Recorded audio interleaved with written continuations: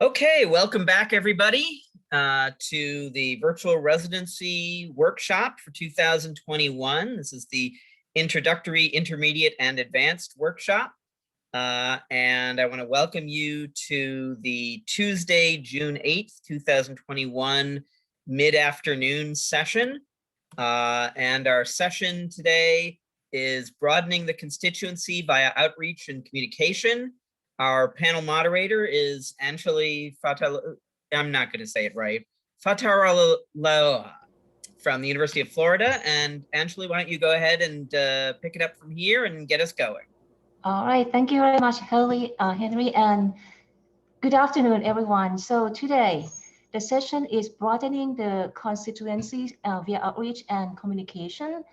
And what you're going to hear is we're going to have a discussion on the outreach and communication strategies.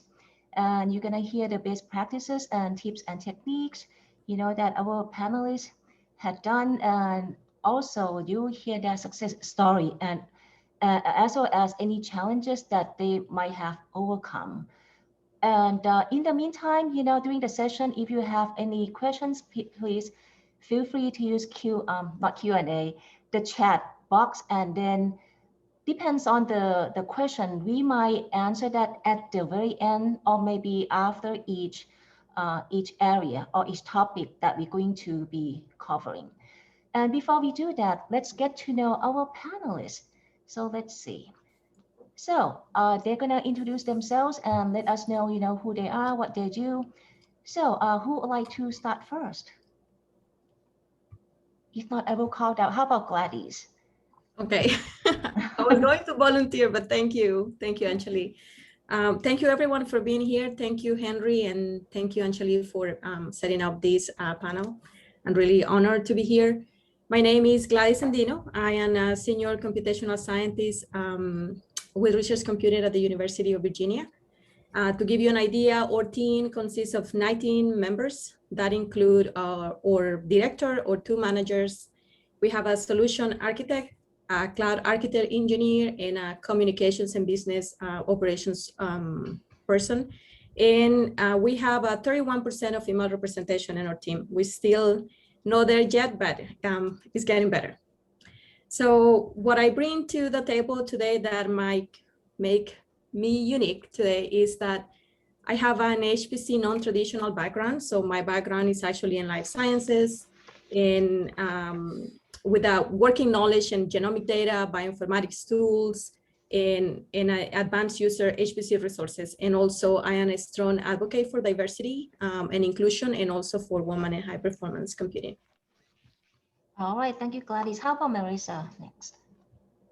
Good afternoon, everyone. My name is Marisa Brazil. I am the Associate Director for Outreach and Community Engagement at Arizona State University. I have kind of an interesting role. I dual report to the Senior Director of Research Computing, but also to the CIO of the Research Technology Office, which exists under the Vice President for Research. In terms of the size of our group, we have 7 full-time research computing staff, and that includes myself and our Senior Director, Doug Genuine. But we also work in collaboration with a scientific software engineering team, and there are 3 employees under that team. And they work alongside us and help provide our some of our outreach as well as our training. And we also work very closely with the research data management team. So also some unique information about me or what I bring to the table, like Gladys. I do come from a non-traditional background, but completely non-technical. So my undergrad is in international relations and my master's is in nonprofit management and leadership. But I do have more than 15 years of experience in higher education. 13 of those are in research computing or high performance computing. And I've held a variety of roles specifically around outreach, community engagement, and communications. So also like Gladys, I'm very interested in championing diversity, equity, and inclusion in our community, and I do some work around workforce development opportunities as well. And thank you for having me. All right, thank you. How about Jana? Hi there. Thank you for having me as well. My name's Jana Nugent. I'm with Northwestern University.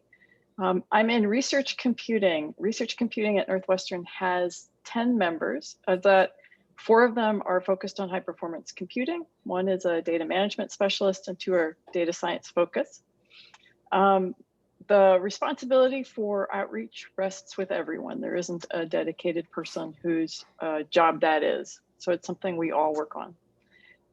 Something that I bring to the table, I also have a non-traditional background. I started imagining that having a background in American history as an undergrad degree was gonna take me somewhere. I went back to school though and got my master's in computer science. What I bring for the research community is I am not scary and I don't lean into technical jargon, so they feel comfortable and I'm able to build those relationships. And I really advocate for researcher priorities, something I find to be an important ongoing effort just because IT can become very technology focused, and it's important to have that researcher focus and remember that human beings are the actual clients of our services. All right, so how about Dylan next? Hi, Dylan, are you there? Sorry, I was muted. Okay.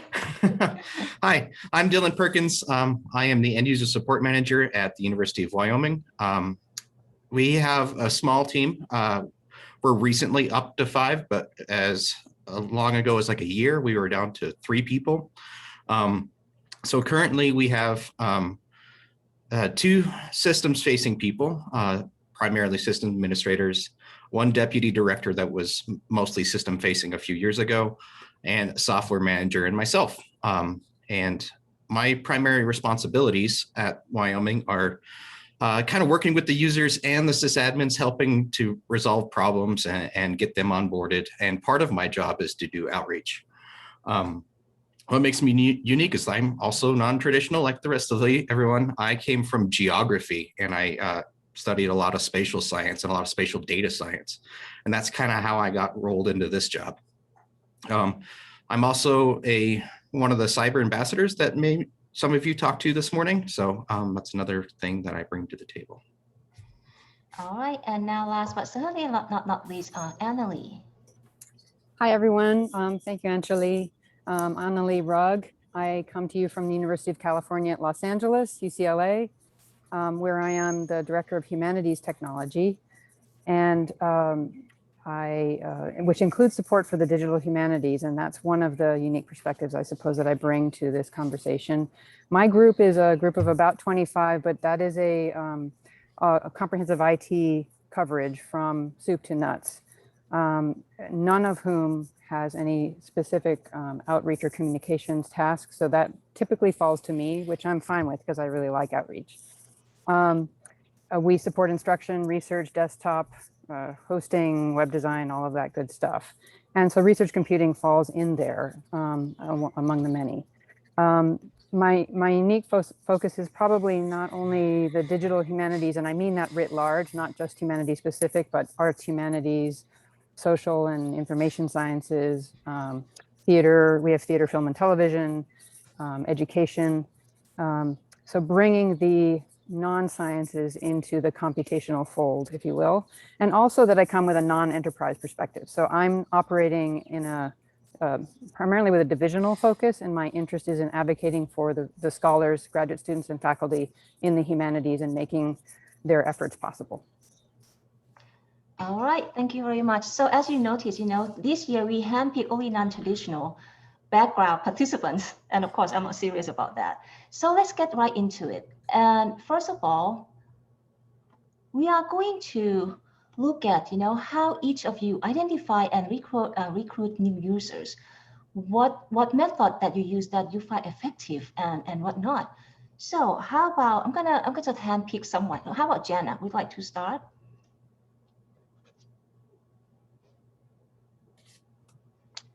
Thank you. One of the things that's fortunate at Northwestern is that part of faculty recruiting today often includes making a compelling case to the strong faculty candidates that they want to come to our institution. And our research computing is fortunately part of the package that departments often want to showcase. So the very first spot where we interact with new researchers is often the interview. And it's not a place where we, say yes or no to a candidate, but where the candidate asks us, okay, well, what can Northwestern do for me? And we lay out all of the options. And if that candidate then gets an offer and comes to Northwestern, we can start working with them before they get on campus to help move their data in. Another piece is incoming faculty fill out a survey at Northwestern. Our director gets a copy of any survey that indicates they want to do research computing of any kind. So we can reach out again to people before they arrive and start building those relationships and get ahead of their research needs. And that can be a very enlightening period. I mean, I remember interviewing someone who said, I'm going to be bringing in 100 terabytes and I need 100 terabytes on your HPC server right away. And it was very helpful to have that heads up and to be able to coordinate and make that possible. So one of our strengths here is that we are all about personal relationships. And that is also, of course, a weakness because there are a lot more of them than there are of people in research computing. So it's hard to expand that out. But a lot of how we meet new people is word of mouth and the departments, making sure that people know about us. I get emails all the time saying, hey, can you get them started? Or even just if I see a publication out there or information that somebody's putting out in the general media that is appropriate for HPC, well, I might reach out in a situation like that too. So that's kind of an overview of how we work with new faculty that are coming in. All right, thank you, Jana. So anybody else would like to share yours? Sure, I can go next, Anjali. Okay. So the way I'm going to tackle this question is I'm going to talk more about, how we go about recruiting, right? And the identification of our, the groups that we want to target, right? We do it by department, so we do it either by the schools, and also we take in consideration all the different domain expertise. But our research computing team had actually experimented with many different advertisings and outreach strategies over the year. So we had tried attended faculty meetings. We had tried reaching out to the student organizations. This is something that we had done it through the BIS lab, which was the visualization lab, and now through the Virginia Women in HPC, we have reached out to the campus organizations that are Women in Cybersecurity, Women in Computer Science, and Girls Who Code. Pre-COVID, every year we host an open house event where we invite faculty. It's basically a faculty luncheon. And we hope and plan to resume this event this coming August because it has proven to be really effective. We also do a lot of teaching. So we have free workshops that focus on software, programming languages.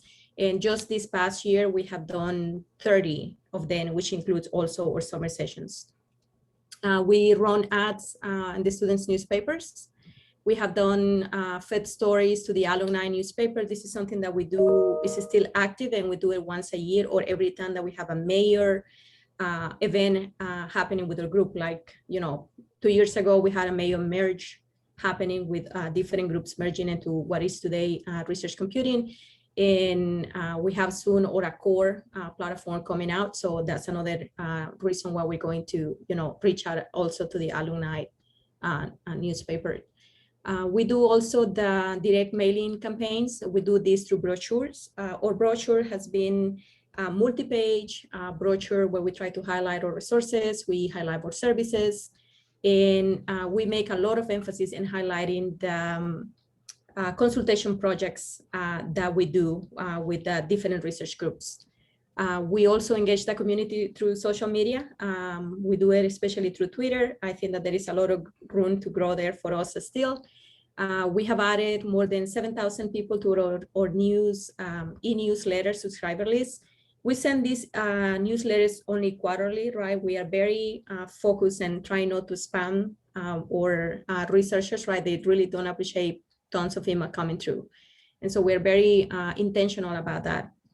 We post of events in the university main event calendars. And we have also hosted these launches and tours to our facilities for the IT personnel that are working directly with different research groups. We call it our local service providers, right? And that also has been, I'll say it's somehow, I'll qualify as a moderate success, but it also creates direct communications with the different research groups. We also have, set up different booths at graduate student resources fairs. We do this actually every year. Last year we did it online because of COVID. We have given away teachers. We are famous actually for our HPC teachers that we provide for students, different type of swags too, that we provide for faculty, for the alumni, and we also participate in the new faculty orientations. Something else that has been key also is that we have worked with the hiring deans to include time in our cluster as part of the incentive to use, that is used for the recruiting new faculty, right? So that is key, knowing that they can have access to some of the resources to try out as soon as they join. We also have embedded ourselves with different campus research centers. One of them is the Biocomplexity Institute and also the Brain Institute. And the way how we do this is that we offer the condom model in which researchers can purchase their own hardware and add it to the clusters. So that's all that we have done. The things that have no work for us has been the faculty meetings.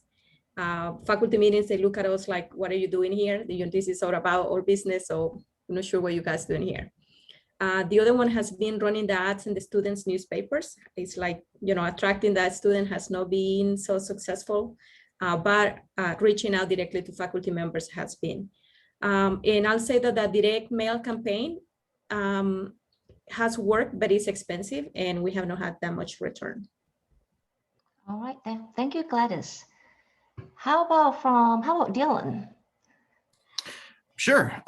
Yeah. So in addition to what Gladys said about new faculty orientation and all that stuff, I'm going to talk about two things that I have done to identify new researchers.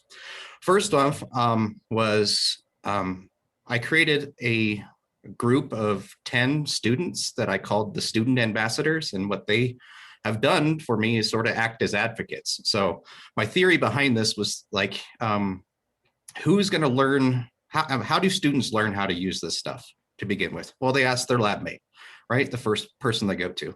And so what that has done, I gave a Slack channel directly to those student ambassadors. So whenever they meet somebody that they could, that could use us, they contact me directly. And that's been really successful. It's been harder during the pandemic though, but, and secondly, after I attended this meeting 2 years ago, I tried to do what Henry said to do yesterday with going to faculty's research websites, looking for keywords, and that worked. But like he said, it's pretty labor intensive. So I'm kind of working on a web scraping script to do some of that for me. But what I did this year, and I'm hoping it works out well, I think you all folks can do it too, is that we recently got moved from our IT department into the research office. It's kind of worked out well, we'll see. But I went to the research office and said, hey, do you have a listserv of all the researchers on campus that I can contact? And the person that got back to me was also the person that helps manage post awards. And she said, do you want the listserv or do you want the list of everybody that's gotten funding to do research? And I was like, yes, give me that. So that's really exciting. I'm calling it following the money. So I'm going through this list, this spreadsheet she gave me, and removing people that we already use our system and identifying the people that aren't. And my theory behind that is if you have money to do research, there's some sort of incentive that we could probably help you with. So I'm currently working on that one. I'll let you know how it works out, but I'm really excited about it. All right, thank you, Dylan. So just a quick answer to, I think, Lisa, who asked about if Northwestern willing to share the research coming survey, and Jenna, she said she's gonna dig it up. So we will let you know soon. All right, so about hearing from Annalie. Annalie. Thank you. Yeah. So we reach directly out to new faculty one-on-one. I actually write them a welcome message every year. Sadly, we don't have a lot of numbers every year of new faculty in the humanities, so that's manageable, scalable. And then we reach out to graduate students through their departments with some messaging, and that includes, here's some access to resources, including the research computing. So that's one way. The biggest way that we identify and recruit new researchers is through workshops. We have partnered with the library and an Institute for Digital Research and Education on our campus, which is now operating more as kind of the enterprise research technology group. And that's where our HPC expertise lies. We partner with those two entities in particular to offer a pretty rich set of workshops and a growing set of workshops. And it's out of that workshop participation that we get requests for more. Can I have more? And that's where we do the follow-up and draw people in. Another way in which UCLA, I think, sort of is a little bit different maybe is we've had a lot of success identifying interest from new faculty and graduate students and undergraduates through our digital humanities program, teaching program in particular. So involving undergrads and graduate students in faculty research through capstone courses where the students get to apply either existing technology skills or to a new area. So we get computer science majors who get to work on something not sciencey for a change, or conversely, students in the humanities and arts and so on who get to develop technology skills, and has a huge positive effect on their career trajectory. And for the graduate students, we actually employ a team of currently 5 graduate students. It's been as many as 8 who work part-time, 50% time, and 25% of that time is dedicated to supporting digital humanities research projects. So it's professional development skills for them. They round out their CV with this ability to have worked on computational projects. And in the course of those students working on those projects, they offer the help that faculty who otherwise aren't doing computational methods or digital methods can feel brave enough to lead a research project effort on a capstone and get the kind of help from the students who are much more game to dive in and just tackle the technology and figure it out. And then very often those faculty projects continue on past the capstone and the students go off and do other interesting things. So those are probably our key areas. All right, thank you, Annalie. And Marisa, would you like to chime in? Sure. I think we do a lot of similar things as what everyone has already mentioned, but some of maybe the more unique things that we do are my senior director and I have a strategic plan that we're working on. And so part of that is to reach out to deans and chairs specifically, maybe twice a year, but specifically around recruitment time. And so we make sure that we get a list of their new faculty recruits and we reach out to them specifically with a welcome message and offer to set up a meeting oftentimes before the semester starts. And that's been very helpful because it's kind of that nice welcome message, welcome to ASU. By the way, here are the resources. Typically they should have access to their ASU ID and we can get them started on the system immediately. And we offer quite a few training courses. We offer an intro to HPC course once a month. So it's kind of a nice entree.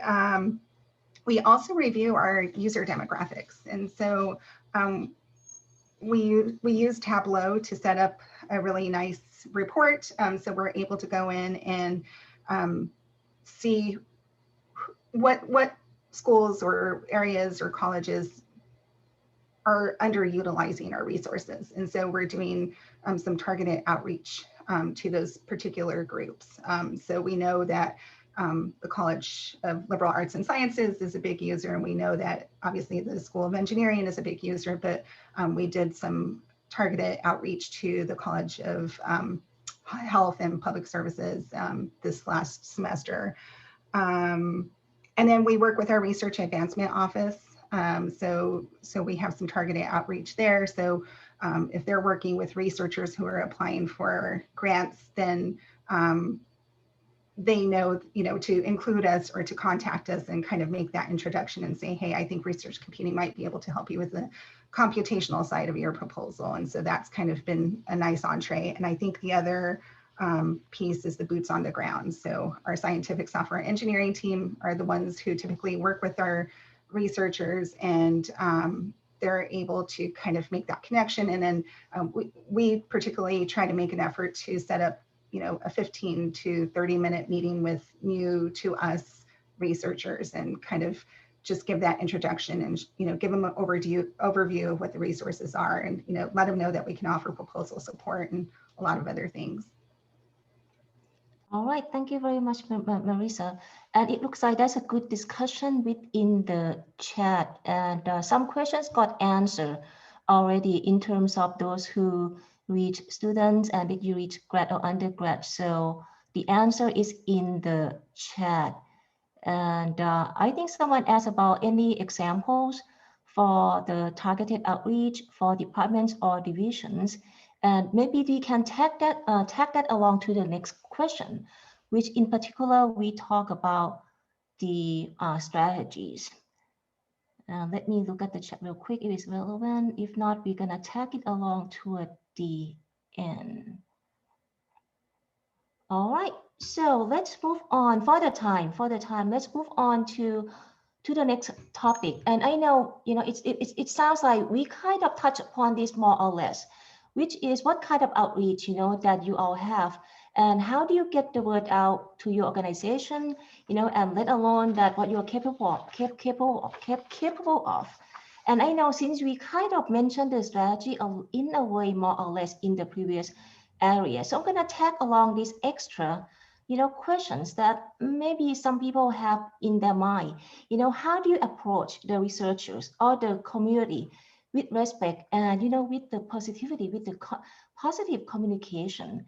And also, when you feel overwhelmed or so busy and you still have to do this, how do you deal with that? So you can, maybe chime in or add that along what strategy that you want to share. So anyone would like to start? I'd be happy to start. Okay. So one thing I want to just start with is that we have I feel like there's an internal bias that I bring and that the team brings to focusing on our own domain of expertise where we're most familiar. And that sometimes that impacts with outreach and accessibility because there are invisible barriers. So one thing that really helps is having a diversity of backgrounds in your research computing group. So for example, we used to require that anyone on our HPC system had to name their PI. But then a social scientist on our research computing team said, hey, but you know what? In social sciences, people don't always have PIs, and this is an invisible barrier to that community. So we removed that just as a way to help make it more accessible and get the word out that, yeah, you can use HPC even if you're in the social sciences. Someone else was talking about undergraduates. I think that's an important piece of this too, because graduate students can be so siloed, and so lab specific, but an undergraduate can kind of move between different groups and bring some new ideas even to faculty. We saw that so one of our outreach programs that we haven't been able to do due to COVID and other constraints recently was Computational Research Day, which was a whole day where we focused on computational research and giving the faculty and graduate students a forum to present their research and connect with people in a very research focused all day kind of festival. And that included a poster competition, and undergrads would bring in these wild ideas to me because they weren't constrained by what their research area wasn't as constrained. And so those undergrads then bringing to their faculty, hey, I'm going to use the high performance compute system. I'm going to use these research computing resources to show, to dig into all of the lyrics of rap songs versus country music songs. And I'm going to generate this amazing visualization. So that was an example of one of the outreach ways that we had, pre-COVID. We also have a blog, and so we'll talk about new services or things of interest or research that's up and coming or tools that are going to apply to things in the future. Being physically visible used to be an important part too. People would walk by our office area and we'd have posters up where they would see signs. And so that's kind of interesting to note that that's, we're not in person yet. We are going to be heading back there in the fall, but that's been a shift. But I think one of the most effective forms of outreach is when it's not us, but when the chair of a department reaches out to everyone in their department and says, hey, we have access to this new resource. That just really catches people's attention, and then we really do hear back from that. I just wanted to make a quick comment about reaching out, that dynamic between you reach out and then there are a lot of faculty or graduate students who are interested in your resources. So reaching out implies that you have enough free space in your schedule to fill up with all these new commitments. And then you have to pause on your outreach. You have to kind of pause and take a breath and catch up with what you have wrought. And hopefully at that point, your community will then advocate for you to have additional resources so you can grow again into that space. But it's one of the challenges about outreach, because you can't do it if you're at capacity. So you have to find a way to build some space before you can really recruit new faculty in to use your services. Thank you, Jenna. Very, very good point. How about Marisa? Sure, and Jana, I want to acknowledge that is a really difficult space to be in, and I realize we're very lucky because my role is specifically around outreach and community engagement. Most institutions can't afford to do that, and it is part of everyone's job. And so, that's a huge challenge and constraint, is just trying to find the time to do all of these things. Besides all of the other things that we've kind of talked about, I think utilizing our governance board. So we do have an organized governance board that meets quarterly. And we ask them to help us with that outreach. And typically these might be super users or, not necessarily anymore though, because they transition in and out of the board. And so we're very deliberate about making sure that we get representation on the board from across the whole entire institution. And also diversity in terms of domains, disciplines, and individuals. We're part of the core facilities, which is kind of funny because we are a core facility and we kind of fit in, but we kind of don't. But they have a very lovely newsletter that we're able to contribute to often. And so they feature a core of the month and kind of rotate that out. And so last month we were core of the month, and it was really a great opportunity to highlight a lot of what we were doing. And so the readership for that is very diverse. And so it hits a lot of mailboxes. And so I think we noticed some responses from that. We just started implementing a town hall.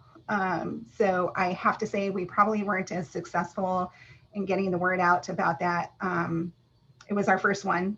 We just had it this past spring. So we hope to have 2 of those a year and maybe more broadly get the word out about that. But I think having Zoom made it a lot more accessible. But again, I think it's competing for people's time and that's challenging. But we also work closely with other areas across the university, like the libraries and like the data management folks and, the CIO's office. And so also a lot of our colleges and schools have IT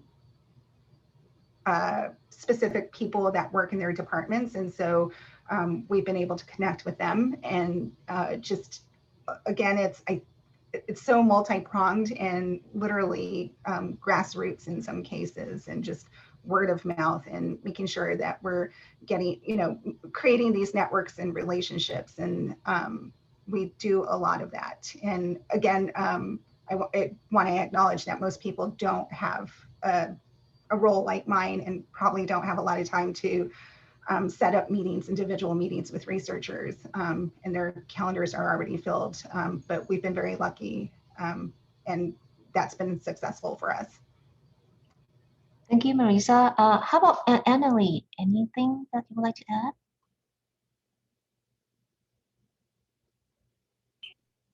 I was sort of sharing already in the chat, but we do, I mean, building on the workshops idea, offering targeted workshops, sort of custom tailored to a given research group or a department or something. Recently, we had some success offering a workshop for historians and art historians together, and making some that are just for faculty and some that are just for grad students. But the faculty in particular seem not to want to mix with the grad students because they don't want to show that they don't know.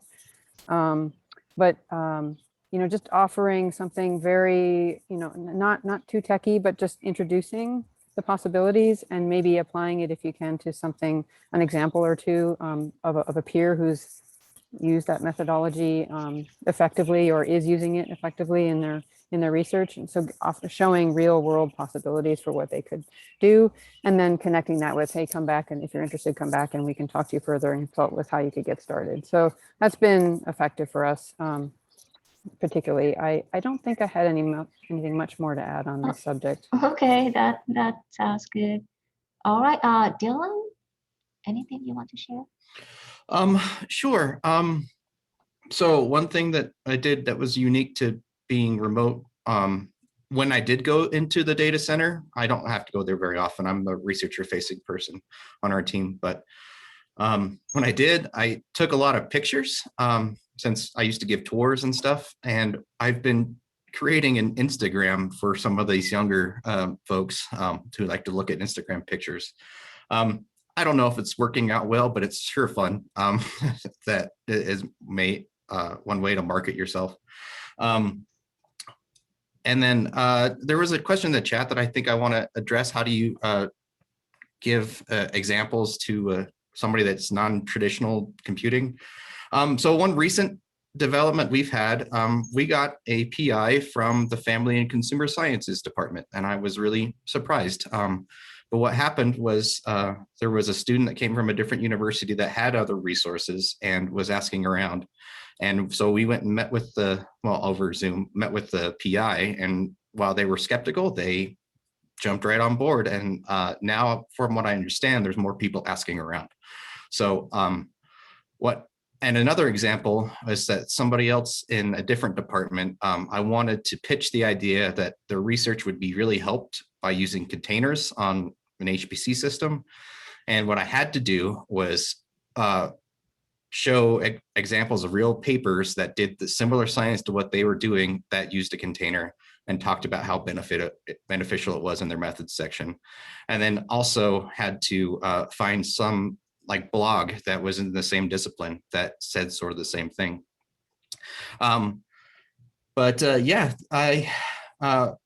One thing about being overwhelmed or busy, I do want to mention that the last thing I want to do is to become another Fire Festival, right? To market yourself so successfully and then don't have anything in place for anybody to use.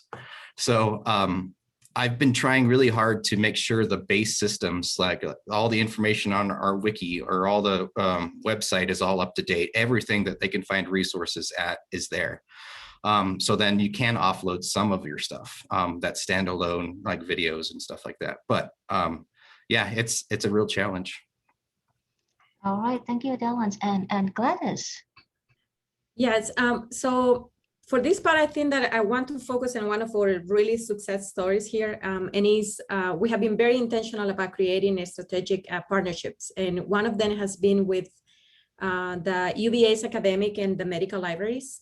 We know that our libraries have directly tied connections with the faculty and with the students. And so by creating these partnerships, we have been able to be successful, and it has been beneficial for the two entities, I'll put it this way. So the libraries have benefited from the technical expertise that we provide, that our computational scientists provide, and research computer has just gained large new audience through these partnerships with the library. The main one for us has been with the Cloud Moore Health Science Library. And it's such that relationship that we have with the libraries and with the staff in general that we have been even offered one of the things that is so hard to get at UVA, which is the building a space for our visualization lab, right? They are willing to host or be lab just because the good relationships that we have through workshops. So we try to keep a very close communication with the workshops, list of workshops that we're going to be teaching during the semester. We basically collaborate with the academic libraries, and we just send out the list of all the different workshops that we sort of plan that we want to do for the semester, right? And then we get some extra requests. And what we do is that we try to split between the two libraries, right? So that according to the audience that we want to target, then we set up a set of workshops through the academic libraries, or we do it through the health science library. So that's one relationship that has proven to be really effective for us. And I think that it's about being intentional, and something that I like that Jana mentioned before is that, remember that you're dealing with other human beings, right? So creating that relationship to the human level first with the staff, and then proving that, what you offer as an organization is worth having or hosting. Another thing that has been successful for us, and this is, due to COVID, right? It just opened the opportunity for outreach, doing it via Zoom, right? So we're hosting 60 minutes sessions, which, just provide really flexibility for anyone to attend. And we do basically like an onboarding to our HPC clusters, right? We talk all about the basics that entails using our cluster. And we have had really enjoyable interactions with the users. We are able to reach, all the way from students, faculty members, TAs, and IT managers. So that has been proven to be a really well invested time for us. So, and what we do now is that we have placed it in our website, right? So you can go to our office hours, you can actually click and request a meeting that it happens every Wednesday, right? We do it by appointment so that we don't have to be there, just waiting for people. We know exactly how many might be attending. And we basically rotate all of us, right, by the month in attending that these particular office hours that are just focusing and giving an intro to the users. Now, the other thing that we do, and we have been also very intentional about this, is that we go, how we target the different audiences, right? And so what we do is that we try to tailor all our presentations according to the departments that we're going to be reaching out to, the schools that we're going to be reaching out. And so the way how we go about this, we go, talking about your basics, right? The general things, what are your core components, right? We talk about the computing platforms, the shared storage, and education and consultation, right? All those three go together always. But then we go into the specifics, and I have a few examples. So this past fall, for example, we reached out directly to the School of Medicine, right? And what we did is that we invited to this particular webinar that we wanted to present to the School of Medicine. We did it in conjunction with the bioinformatics core, so that in this case we could present, one front that we are here. We are two different entities. Yes, our business models are different. We are not in competition at all. We are actually here to serve the entire community of the School of Medicine. That was really a success for us. And what we did in this case, that we focus on, besides of talking about the non-sensitive data resources that we provide, we also focus on our secure computing platform, right? And how those two can actually, how you can have access to it, how you go about, if you need, you have a particular data set and you want to be working directly with the bioinformatics core, and how that's going to look like. And in our case, right, I emphasize how we work directly with users to get them out of that, fear of the computing part, right? You just care about your data. And it doesn't have to be a stumbling block, the computing part, right? We ease it then into how to get comfortable to do what they need to do. The other example that we have, it just happened right now in the spring. We had another conversation with the School of Engineering and Applied Sciences. And what we did for this particular group is that we focus all in our parallel or GPU computing. And we have another event that is coming actually next week that is specifically for the School of Data Science, where our focus is going to be in machine learning, data analytics, and particularly we're going to be talking also about the policies that surround the School of Data Science capstone projects. And so we have been very intentional about doing all these things. And we know, we don't have one person 100% of the time just focus and communication and the outreach, right? So we all take on board, the entire staff take on board on doing the outreach part. And one thing that we try to view to make ourselves to feel better, when we're a little bit overwhelmed with everything that is going on, the tickets, the teaching, the consultation projects, which we do a lot, it is that every time that we interact with one user, right, that's outreach. Every time that we answer one ticket, right, if that person, if we were able to address the issue or what was the questions that they had in mind, right, that's just going to be a success, because next time they're going to be willing to come, they're going to be willing to refer the student, they're going to be willing to refer their PI to come to us. And so we see it as every time that we interact with a researcher is a win-win in the outreach part for us. All right, thank you very much, Gladys. And I saw a very lively conversation going on in the chat. So if you don't have time, you can glance through that. And several questions has been answered by our panelists through the chat right here. So if you need to elaborate or need more details, you can do that during a Q&A. Just want to mention that now. So we already know how to seek out researchers and what strategies to use. So let's hear about the outcome. What happened, after that, after all that method and efforts and the strategies and the time, investing in it. So do you have any success story or maybe any failure that you want to share, and any challenge, that you overcome? And who would like to go first? I'll let you volunteer. If not, gonna call out. I can go. Okay. Oh, Jana, go ahead. Jana can go ahead and I can have a sip of water. Sure. Okay. So one of the things that was really challenging for me to learn after that first burst of outreach was, all right, so now there were a lot of opportunities to provide services for our community, and it actually outpaced the bandwidth that me and my team had. And so my temptation was, it's okay, I'm going to work all the hours, I'm going to make this happen, bring it on, we can tackle this. And so a really hard lesson for me personally was learning to stop after the number of hours I had in a week and just say, okay, I'm going to do an awesome job on your project, but it's going to take longer than I thought. Or, you know what, I know you want it right away, but I can get to this in 6 weeks. And what's so important about getting that part right is the community and the higher ups need to know that you're really good at what you do and that you need more resources to do more. And it's not enough to say, oh my gosh, I'm working so hard, I could really use some help here. That's not very compelling. But having people realize, oh, research computing is providing a great service and people have to wait a long time because there just isn't enough staff bandwidth to address things, that's something that can help motivate dedicating more resources to research computing to take care of this new increased amount of work that gets generated from these outreach efforts. All right, thank you. So I'm going to call out someone here. So how about Dylan? Yeah, so I guess I'll just tell a story of something that was tough.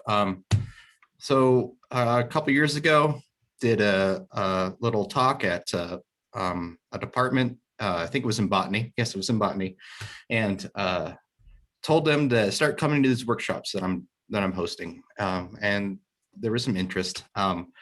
And so when they showed up to the workshop, and it was this one just on using Linux on the HPC system, that's all it was.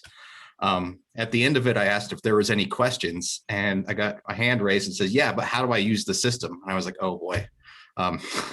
So one thing that was a real challenge, is something that I need to focus more on, is setting expectations during that initial outreach event. Make sure that they know what they're in for first. So that's one of the challenges. Something that something that's way more specific to my university may not be helpful for anybody else, but our new president of the university is Ed Seidel. He used to be the director at NCSA.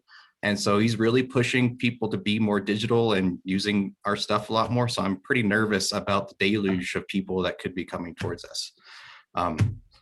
So that's why I'm trying to focus the most on setting those expectations early and make sure there's systems in place. Thank you. What about you, Marisa?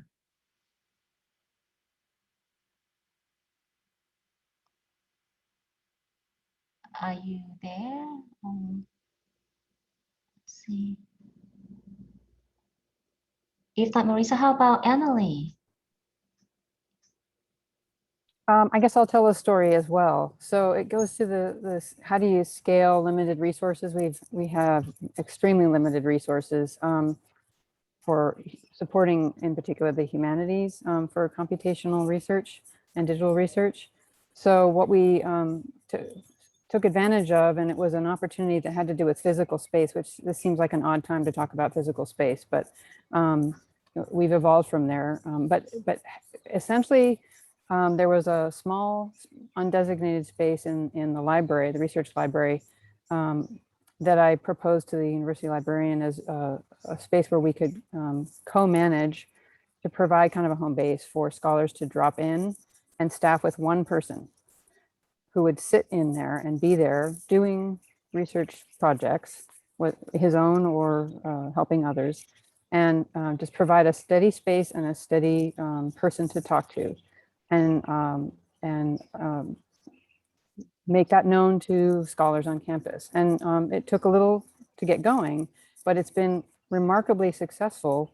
Now, one person can't possibly consult with everybody, doesn't have all of the skill sets and all of that, but he's well connected, knowing where the resources are on campus, and can helpfully direct people to the expertise needed.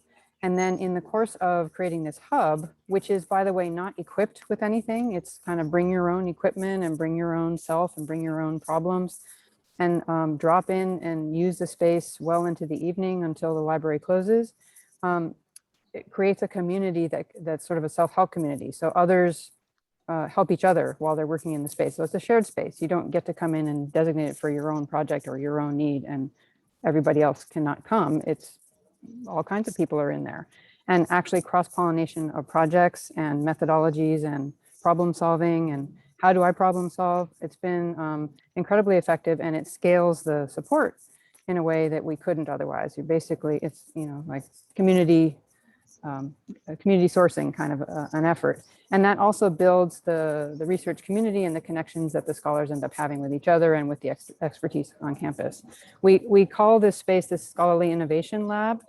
It purposely doesn't have the word humanities in it, the idea being that it's meant to be non-discipline specific and invite anyone to come. Because of where it's located, it's intentionally in a very neutral space, the research library. It tends to attract people other than in the hard sciences because of just where physically it's located, but that was our target audience anyway.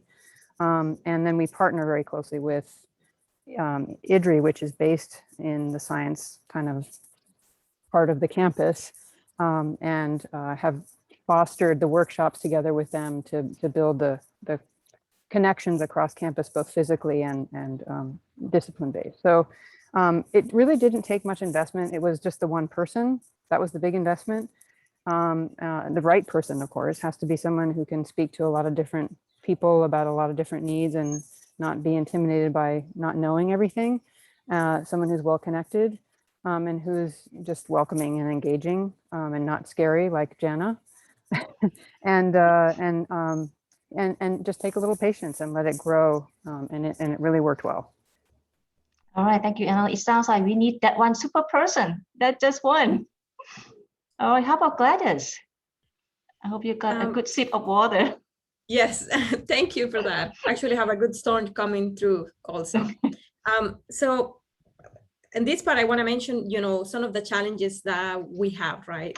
We understand researchers care more about their research than anything that is related with the challenges associated with, managing the HPC cluster, right? So downtimes, prolonged downtimes have been one of the challenges for us, right?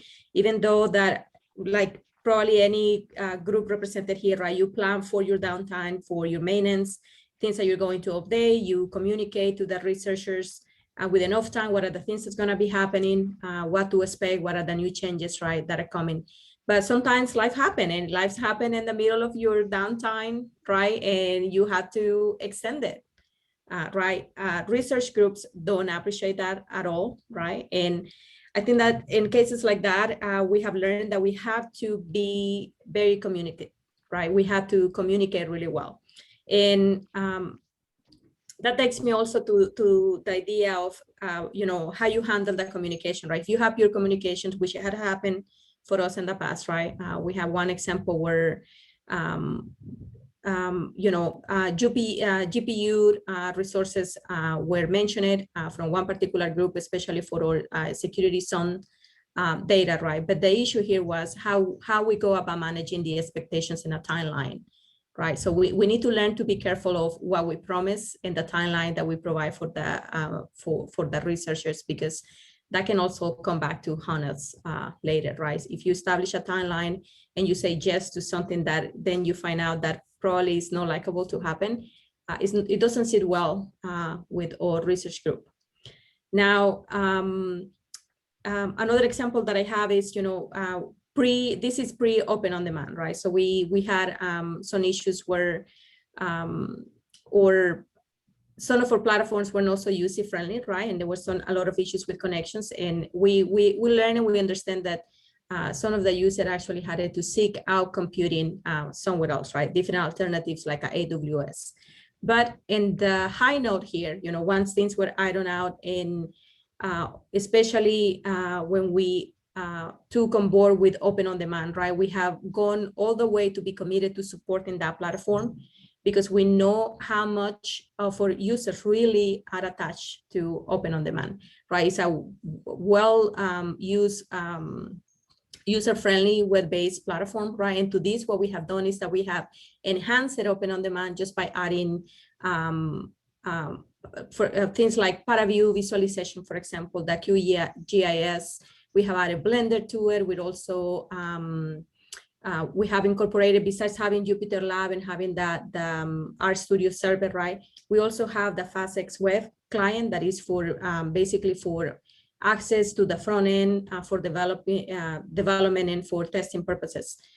In addition, we have added also something that we call Wemo, which is a friendly interface to computational chemistry software. And this is being used in all the introductory chemistry courses here in our campus. And we're talking about the more than 1,000 students per year that are using those resources. And we also, in physical chemistry courses, we have geared that tool also for the undergrad students. For the chemistry students too, we have, and combined with instructors, we have also make accessible Ghost View, and we have done all this through FastX Web. And so creating platforms that are user-friendly, right, I think that is also a key for so many of our disciplines.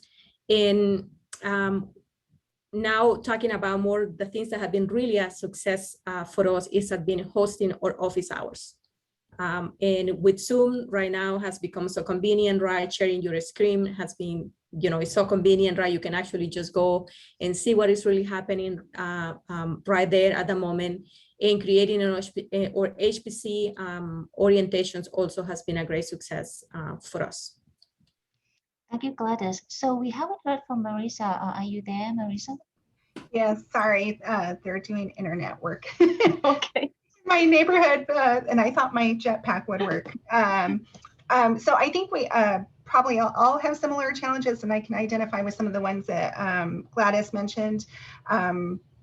I want to start off with a success story because I'm pretty excited about this, but over the last 12 months, we've increased our user base by 300%. So that's awesome, but it's also a little artificial in that my senior director and I both started he started about a year and a half ago, and I started a year ago, but and our center was kind of at an unstable place. And I don't know that all of this was being tracked prior to this. I mean, I know users were being tracked, but not to the extent that we are.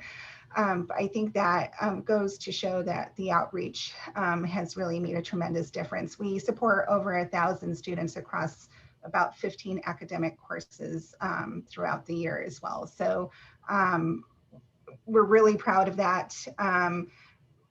Some of the challenges that we've had are tracking our user engagements and the outreach. And so we're hoping to we're in the process of standing up a customer relationship management system, so a CRM, to track those engagements. And ultimately, my goal is to kind of try to identify a profile, a researcher profile, or kind of follow the life of that researcher throughout their relationship with our center, so that we can identify ways to provide better outreach.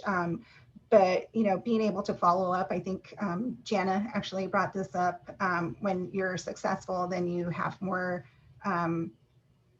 time, that you have to spend on doing things with a limited amount of staff and effort. And so being able to kind of track the follow-up. So if we meet with some researchers and we have follow-up that needs to be happen with our scientific software engineering team or our operations team, how do we do that? And it's very easy for things to fall through the cracks if you don't have a way of documenting all of that. So I'm super excited about this. I think it's going to really be helpful for us. And I have to say that although the face-to-face interaction is really helpful, I think someone else mentioned being seen physically when people walk back, by your office and whatnot. Well, our data center is in a completely different building. And in fact, we're talking about moving our data center completely off campus. And so we don't have, the system with the cool graphics and, the glass office that you can walk by and kind of make that connection with. And our staff is dispersed throughout campus. And so it's a very large campus. So we don't have that opportunity to kind of make those face-to-face connections. And so I think Zoom and, in the time of COVID really was very impactful for us. And, something that we'll continue doing in the future is just having some of those interactions. But I think those are major things. We're just, we do have a strategic plan, and we are trying to incorporate the outreach into the strategic plan, and we're bringing the staff, everyone on board to help us with that as well. Thank you, Marisa. So it sounds like, so I read through chat real quick. I might not have read everyone, but one theme that seemed to pop up quite often is, among the crises, which is called COVID, right? That seem to present opportunities. So with crisis, there will be something that we never thought of, and without crisis, we would even consider it. So all bad things always come out with the good things, I'm sure. And it looks like 5:18. So we have about 10-ish minutes left for Q&A. So anyone have maybe burning question that you would like to ask, or maybe you did not have it covered during the chat? You can use the chat or just unmute yourself. That might be easiest to do so. Let me look at the chat real quick. So it looks like someone asking, anyone else using Teams for remote support and office hours? Anyone? We're using Slack, but not Teams. Yes, because that's what we have. Anyone else use anything else?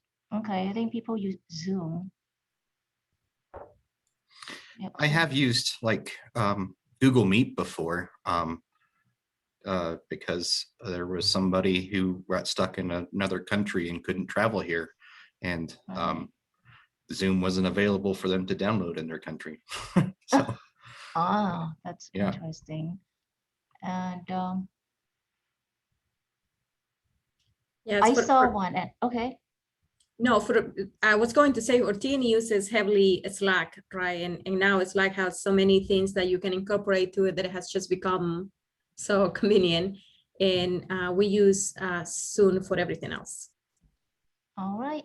So someone asked this, not sure if it has covered or not.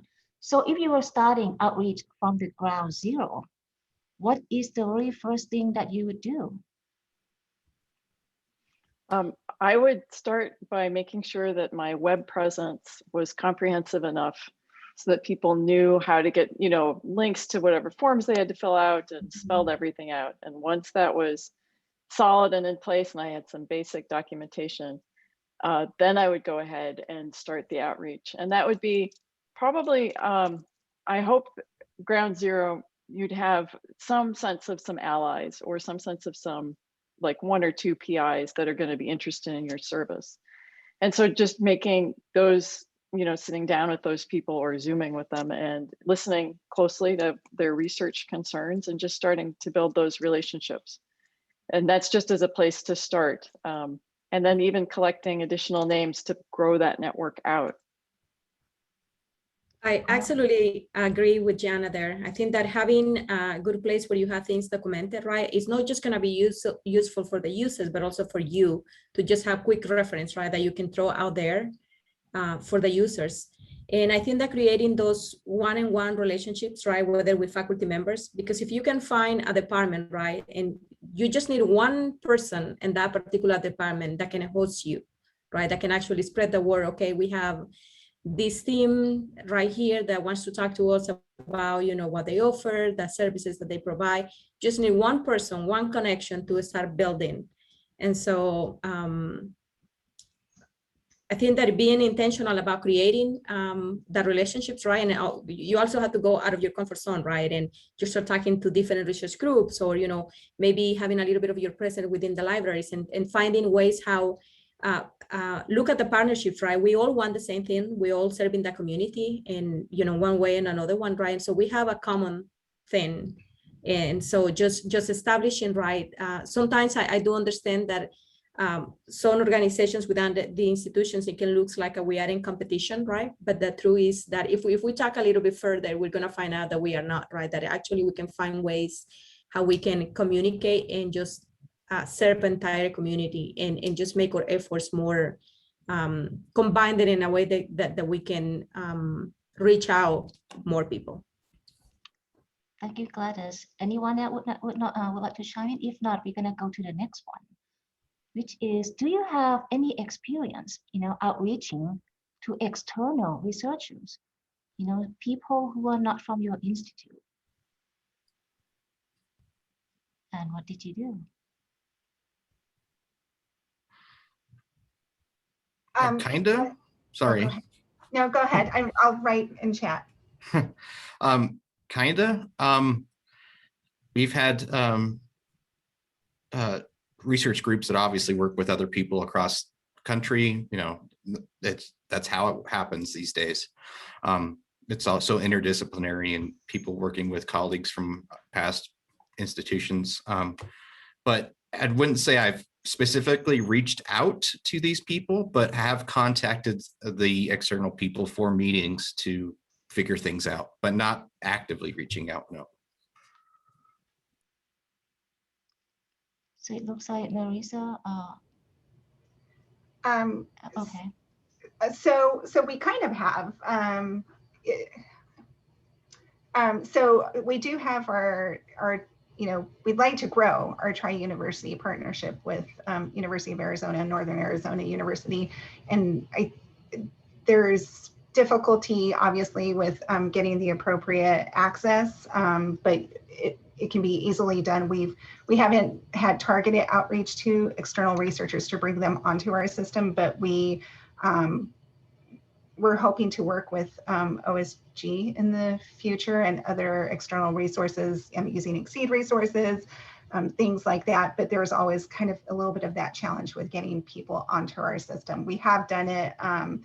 It's a process of requesting a courtesy affiliate and making sure that they have the appropriate access, and then making sure that we're monitoring, how long they need the access for, and ensuring that, we're properly turning off those accounts when they no longer need to access them. All right, thank you, Marissa. So I'm scanning through the chat, and it looks like David has maybe a couple comments or questions, because on this one, I'm not so sure is it maybe what if, because someone mentioning that, documentation is very helpful because faculty would go to that. And I guess maybe this is what if your university webpage CMS style doesn't encourage good documentation? What would you do? And anyone have any comment on that? Like quick, short comment? If you can repeat the question, Anjali. Yeah. It's what if your university web page CMS style, it does not encourage good documentation? I guess I would go to the communication team and see if there could be some conversations around that, just really make the case and say, this is what I need to do. This is not letting me do it. Let's find a compromise. I know my own experience is sometimes there can be real pushback from trying to change what the communication team has laid out. But I mean, I would think that would be a good place to start, just to talk to them about what you really need to do. Okay, so it seems to always go back to having a relationship and good communication. And how do others publicize that outreach and education beyond just HPC users? So it looks like, Yeah, I can speak to that one a little bit. I was typing an answer into chat, but let's just talk about it. So storage is another big thing that I bring up frequently. It's useful by just about everyone. Data is everywhere, even if you're not doing any computation on it. Like I've even talked to the music department because they have to record every single one of their performances. And so they have a place to keep it. So yeah, storage is one that I typically go to, but there's other things as well. all right, so it looks like a lot of people did answer or chime in on that very question. All right, so any other questions? We got 3 minutes left.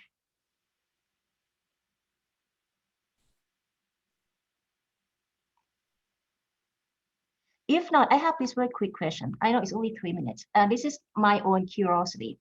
We are big about DEI, right? Diversity, equity, and inclusion. And I'm wondering if that has any effect in what you have been doing recently. I guess I want to give some thoughts on that. I think that absolutely does, right? When I think about just for me, as finding, a place where I wanted to be working, right? Seeing an environment that was inclusive, it mattered to me. So I think that if it matters to me, that I am on the other side of providing a support, and I advocate for that wherever I go, right? So creating that environment, I think that it will pay it off, right? Showing our users all the levels of inclusivity, right? Not just if we talk about gender or age, or we talk about the domain expertise too, right? Creating that environment that is inclusive. Yes, you are welcome. Yes, you are part of HPC. I think that it does matter, and it will pay it off. And I think that we all should be doing that for that matter, right? Creating environments that are diverse and inclusive. All right, anybody else? Did it maybe affect the way you do things? I'll add a little bit to that. One of the things that I try to make sure is that, when we're talking about diversity, equity, and inclusion in any way, accessibility, that we're modeling that from the top up. So I have targeted conversations with both of my directors, my CIO. I have targeted conversations with our team on a regular basis, trying to bring up topics, asking them to be mindful about, how they're interacting with people, I go out of my way to invite them to Women in HPC activities. So I'm the chapter chair for the Women in HPC chapter at the Rocky Mountain Advanced Computing Consortium. And so when we have discussions or topics about specific things like microaggressions or, what being a male ally is, any of those types of things, I try to invite them to the conversation. But I think it's really important that this is something that's established from a leadership perspective and brought down to everyone else. I absolutely agree there with Marisa.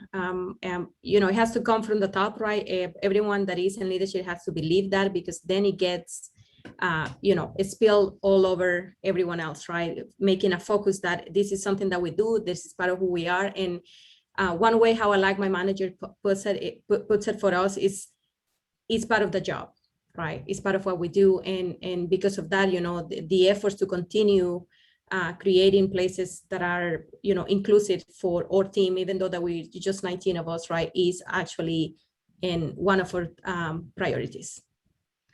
All right, so it's 5:30 on the dot. So thank you, everyone on the panelists, for sharing your insights, expertise, and experience with us. And I hope you all have everyone get maybe at least one thing or two, to take back to your institution and apply it. And I believe we're gonna turn the control back to Henry, if he's here. If not here, that will conclude our session. I am here. Sorry, I had to shut down some windows in order to get back to this. Okay, I'll even turn my camera on. I'm gonna stop the recording for a minute and then I'll restart it and we'll do our wrap-up session.